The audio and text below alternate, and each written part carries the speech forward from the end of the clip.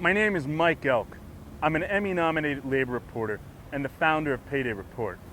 I grew up right here in Pittsburgh, actually right up the hill off of Britton Road here. Make no doubt about it, no place is more important for winning this election than Western Pennsylvania.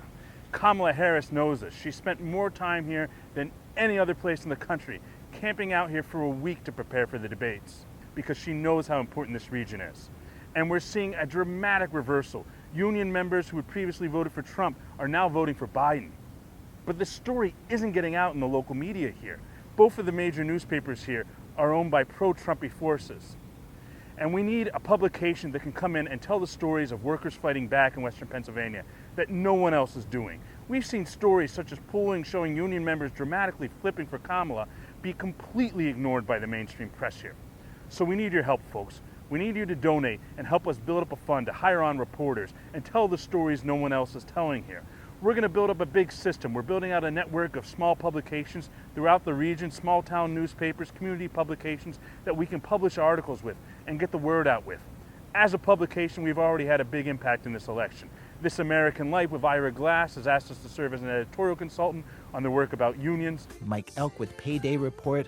And in the past, we've had an incredible track record. The Washington Post credited us for being the first publication to systematically track the strike wave. Esquire called us a publication that's invaluable, and the New York Times described us as a publication with new energy. Boots Riley, the filmmaker, even cites us as the inspiration behind some of his work.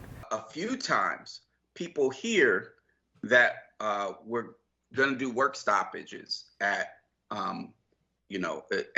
supermarkets, called me up and said, "Hey, we're thinking about doing this. What do you think?"